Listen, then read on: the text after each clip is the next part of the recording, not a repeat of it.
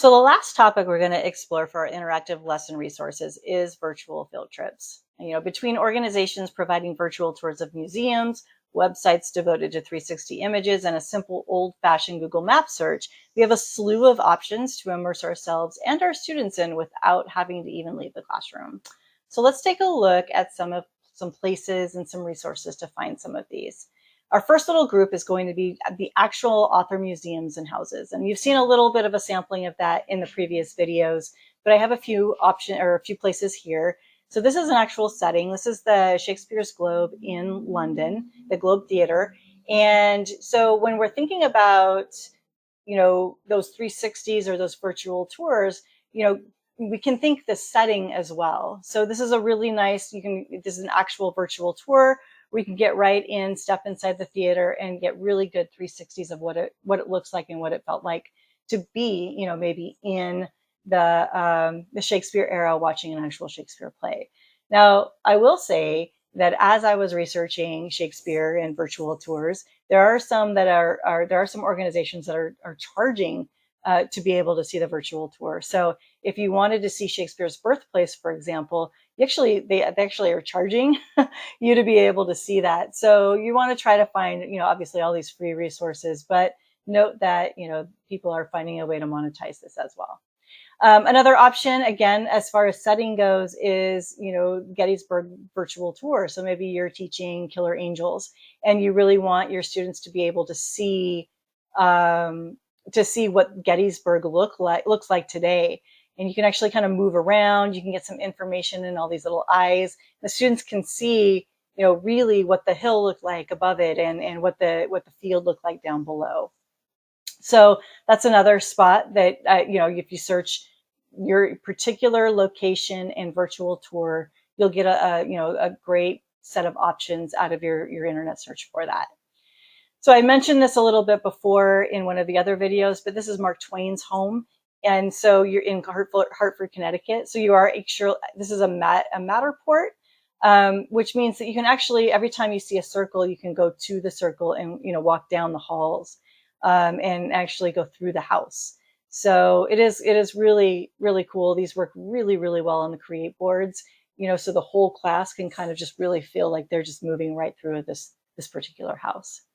The last one I wanted to show you was another one. This was Anne Frank's house. So to get really, to understand really, what it was like being in the attic during the Holocaust for Anne Frank and her family. This is her bedroom, and this is the actual desk that she sat at and wrote in her diary. And there are other rooms in the house that you can take a look at as well to just kind of get a sense or a feel for, as you're reading something about Anne Frank, or maybe, just doing a supplementary story. Maybe you are teaching The Book Thief and you wanted to show a little bit about what it was like to have to hide, in basements and in attics and things like this.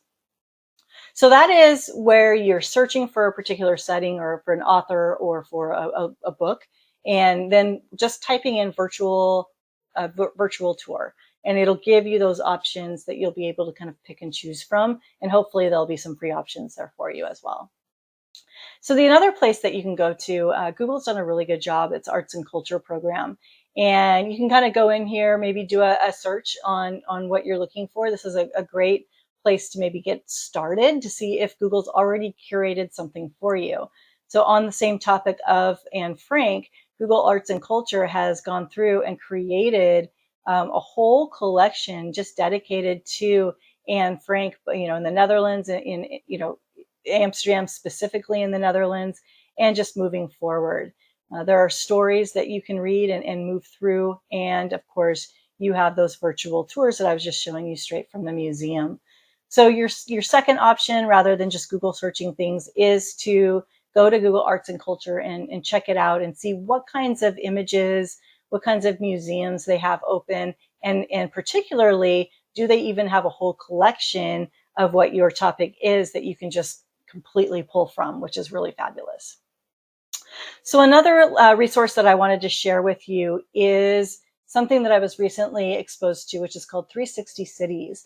And essentially what this is people who have uploaded 360 images and geolocated them, and this company has then taken those tags and tagged them so you can actually search for locations. So for instance, if you are teaching 1984 and you've got Trafalgar Square is quite, it's in there, the setting is in there a lot, as is St. Martin in the Fields and some of the other buildings that are around there. You can show students what those buildings look like today. So for instance, there's the St. Martin's in the Fields, and here's Trafalgar Square for all of the the demonstrations that the government had for the people, and they were in here for the characters to be able to meet and participate in their demonstrations. Another 360 cities that is really cool is there is a 360 schools. It's a free to sign up. You just sign up with your email and your name. And they do have a couple of guide. They have a lot of, I searched for Greece here. So this is a little less, it's more curated for education. When you search something in the regular 360s, you get a lot of weird stuff. But this has been curated a little bit better by 360 schools. And they have a world map where they have hotspots of all of the curations that they created for you. They also have a couple of guided tours now, just 2, but it does say that they're planning to have a whole bunch more of guided tours pretty soon. So I think they said that they are coming really soon, and that if you sign up, you can find out when they come out, and then you can also create your own guided tours using 360 schools. So that's a really great resource for those kinds of virtual, images, but the 360 images and feeling like you're on a tour. Now, I mean, you've got the old-fashioned Google Maps, right? So I looked up Harlem if I'm going to teach the Harlem Renaissance, and I'm able to actually, when you look up something like Harlem, you have photos. And so these are, photos of people who have actually, geolocated or chosen to make their photos public. And you can kind of go through and see these photos. You can actually go through this slideshow here and see the photos of the Harlem Renaissance itself. You can also choose to take your little guy here and move to any part of Harlem that you want to. And of course, because this is Google Maps, you can take a walk down the sidewalks and really feel like you're just walking down the sidewalk of Harlem there in the greater New York area. And then finally, again, in Google Maps, you can search for specific settings. So here's the Edgar Allan Poe cottage. It's so tiny, compared to all of the big buildings around it. But this is where Edgar Allan Poe lived there at the end of his life. And it, again, because people have chosen to make their photos public online for people, Google, they've given Google permission to be able to let you, when you do search for these places, let you see the photos that people have taken of that particular spot. So while you may not be able to see this on a museum website, you may be able to see some of these things right in Google Maps by just clicking on the photos that are related to that.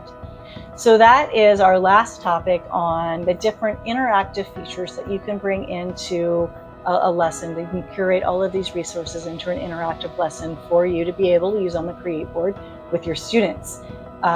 So I'm really excited. The next video is going to show you how to create that thing link and bring these resources in. And I'm excited to show you that on our next video.